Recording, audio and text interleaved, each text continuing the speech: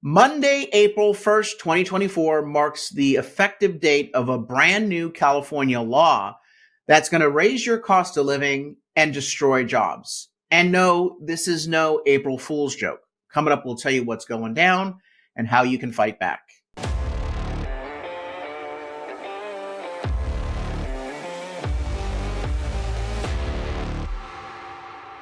I'm Carl DeMaio, chairman of Reform California, and this is no April Fool's joke. Okay, I'm going to say that right up front. There's no, funny haha moment at the end. This is the sad reality of living in the deep blue state of California, where liberal politicians are ruining everything.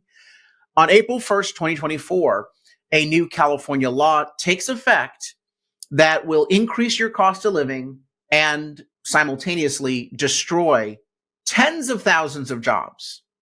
We're talking about the new minimum wage law that kicks in on April 1st for fast food and restaurant employees. Now, you know that there's been controversy around this law because we brought you the story about 2 months ago of the Panera Gate scandal. This is where the Panera restaurant chain has a multi-billionaire owner with a lot of the franchises who is a personal friend of Governor Gavin Newsom and a mega contributor to the Democrat Party of California and a number of politicians, including state legislators, state senators, and the aforementioned golden boy, Gavin Newsom. Well, Panera was able to get a special exemption from the minimum wage increase that's taking effect on Monday, April 1st. Because it says that, if you're a fast food restaurant that mixes bread and makes dough and bakes the bread on site, you don't comply. You do not have to comply. Which, again, this is just crony capitalism. This is corruption. This is corruption because you've got a campaign donor getting a sweetheart exemption from rules that are going to apply across the board to every other establishment. Now, I am dead set against the concept of a minimum wage. Oh, no, don't get me wrong. I want people to earn more money. I want to tell you that right now. I want people to earn more money. But I believe that the only way to get people to earn more money is they've got to earn it, and it's got to be sustainable. The minimum wage actually destroys jobs and it robs people of compensation. And I'll explain why. The minimum wage increase is the notion that government ought to tell the market what it should be paying employees rather than the market driving the value of employment, in the value of what you pay people. I've always said that the market is much more efficient than government in determining the value of things. Government always overvalues things entirely.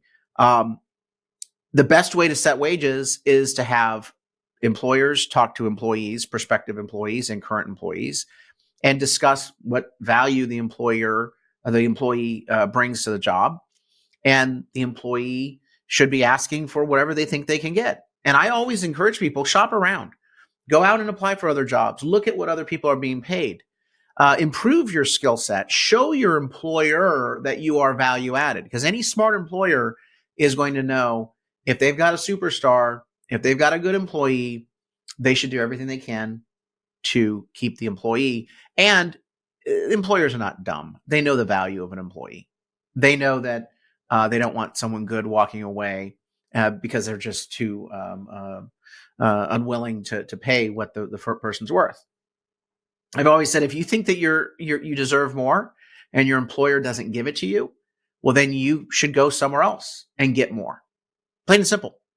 And I want to train and motivate and mentor all employees in the country and in California to value their value, to demand compensation for what they're worth. That's what our schools should be training kids, not how to pick out their personal pronouns. And so fundamentally, the minimum wage is just wrong. Here's another reason why the minimum wage is wrong. As you raise rates for everyone across the board, then poor performers get that increase. And where does it come from? It comes from the high performers. Uh, Again, if you have higher labor costs overall, and everyone's getting the same increase, then an employer has to, be very careful about what compensation it gives out. Poor performing employees should not be able to get higher wages. They're in the wrong job at that point. They've got a problem with their motivation or their ability to do the work. So they shouldn't be staying in that position. They should go find something else that they're going to be more motivated on or more suited to. So minimum wage increases take from people who earned better compensation, because compensation and labor costs now are being put into the hands of people who are less deserving of it. Another thing to think about on minimum wage is that the left is selling a minimum wage based on a lie. The lie is that no one can afford to live and raise a family and retire on minimum wage. No one's asking them to live and raise a family and retire on a minimum wage. By golly, if you get a minimum wage job at age 18, which is where most people are getting, minimum wage jobs, is when their first job in the market, and you're still in that same minimum wage job at age 65, there's something seriously wrong with you. Not with your employer, not with society, with you. What the hell? Did you never acquire skill sets? Did you never develop your talent? Did you never get a drive, a fire in the belly? And so the idea that you're supposed to build a system on the entry-level jobs that will allow people to retire, no, that's not what those jobs are for. The jobs are by nature minimum wage because they are entry-level jobs. You get your foot in the door. This is another reason why I hate California labor laws that have destroyed internships. They've taken internships away. You can't hire an intern. No one can work for free. And an internship is always someone saying, look, I will work for free to intern with you, or work for low wages to intern with you, because I want to learn the ropes. I want to get my foot in the door. Minimum wage jobs are basically one level above internship. We're in the same class.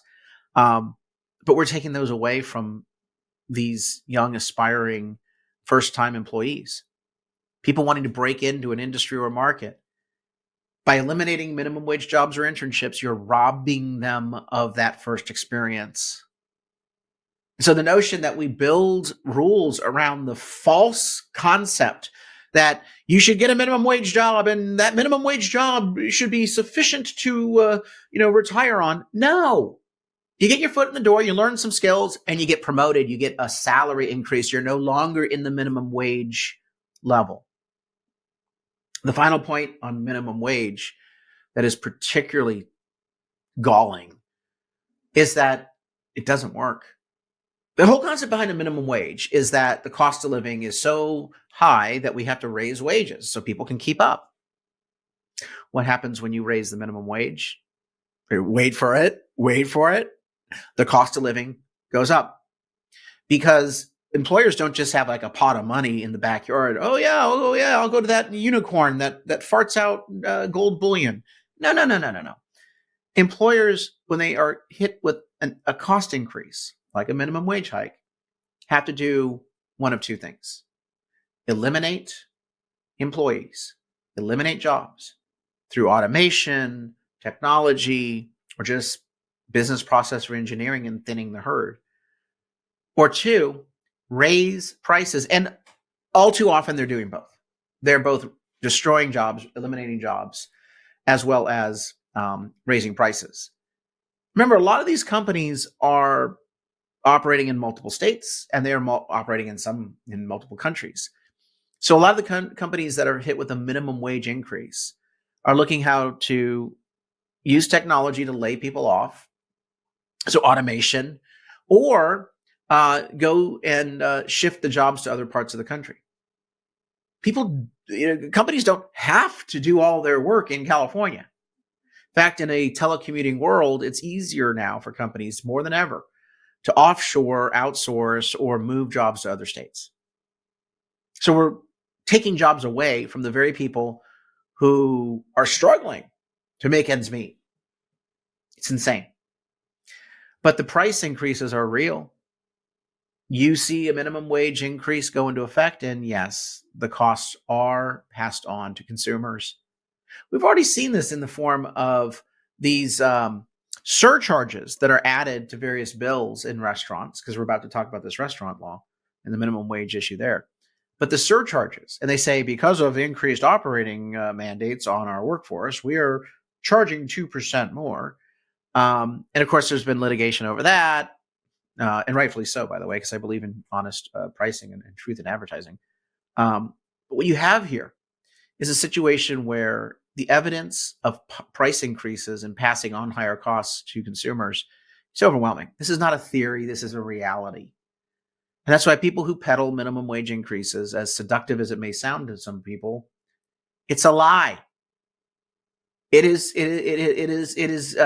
destructive. It hurts the very people that they are trying to pretend like they give a damn about. Here's one story for you to take a look at. Let me see here. Here we are. California ahead of new minimum wage law. And this is about the $20 an hour minimum wage law that we're talking about here. And it talks about Pizza Hut telling employees that they're going to be terminating them because of the California minimum wage law. Pizza Hut is not doing this in other parts of the country. They are doing it in California. And it was Pizza Hut franchises in California. And this is all about the Worker Adjustment Restraining Notification Act. In order to lay people off, they have to give people, under California laws, which is absurd, advance notice. And so Southern California Pizza Company, which is a Pizza Hut conglomerate, laid off 841 drivers across the state, and mainly in Los Angeles, Orange County, San Bernardino, Riverside, and Ventura. Those were the areas that were hit. Pizza Hut spokesperson nationally says where select California franchisees have elected to make changes to their staffing approach, access to delivery will continue to be available via Pizza Hut's mobile app technology, website, and phone ordering. Bet you any money the phone ordering is easy to outsource to other states. And you also are even going to have a situation, I predicted, and I think it's even happening already, where as you pull into the fast food line, the person who takes your order, welcome to McDonald's, that person, they may not even be in the store. They may be in some offsite location, just simply taking the order, typing it in, so that that person does not have to be paid these exorbitant costs in California, and that the franchisees can keep as little of a workforce as possible at these locations. This is insane. Round Table Pizza, Menlo Park, California, plans to lay off 73 drivers. And it goes on and on. Brian Hom, owner of Vitality Bowls in San Jose, says that he's now running his stores with 2 employees rather than 4. Quote, the staff shortage means longer wait times for customers and increases in prices to cover added labor costs. Quote, I'm definitely not going to hire anymore, he told the San Jose Mercury News. Fat Brands said that their delivery fees are going to increase and customers could see higher prices as a result of their shift in the minimum wage. Goes on and on and on to talk about these losses of jobs. What am I going to learn? There's no free lunch. California liberal politicians, the Democrats, are promising you freebies. There are no freebies. It ultimately will be paid by you in more ways than you expect, and it will exceed whatever little pittance that the politicians have bestowed on you in their generous demeanor. In California, we need to not only educate voters on economic realities, we have to activate voters. We have to activate them to vote against these bad politicians that are causing so much damage to our economy and raising the price and the cost of living. So please go onto our website, reformcalifornia.org, and chip in a contribution. I really need your help to wage the campaigns that we are fighting on. And indeed, our voter guide has only politicians, only endorsements of candidates who are against tax increases and against these crazy minimum wage mandates. So please check out our voter guide and please chip in a contribution at reformcalifornia.org. Real quick, I want to touch on this story while we have time. Headline: Gavin Newsom calls for ceasefire in Gaza. And here's another headline: how California Dems got the green light to say ceasefire. Now, let me just tell you that the state of California politicians have nothing to do with Gaza and foreign policy. They're showboating. But what's galling about this is that Israel was attacked in October with a terrorist attack. Hamas is a terrorist organization. When the rabid left-wing, far-left activists show up and scream and yell, they're doing it from 2 points of view. Either they're ignorant or they're anti-Semitic. There's no other way to explain it. Because nobody who is knowledgeable in the situation can say that they support Hamas. Hamas is a terrorist organization. What they did on October 7th is just beyond words. I recently received a private briefing from the Israeli government, along with a number of other political officials in California, where we actually saw the footage. That's not available, by the way, to the public. We couldn't even take our cameras in to the meeting. But the footage taken from CCTV, cell phones of victims, cell phones and body cams of the Hamas terrorists, because they filmed their grotesque attacks. This is hateful. It's like the Holocaust. It absolutely is as evil as the Holocaust. And you have people out there saying ceasefire, which means they're siding with Hamas and what they did. There is no ceasefire until the people responsible for those terrorist attacks are brought to justice or wiped off the face of the earth.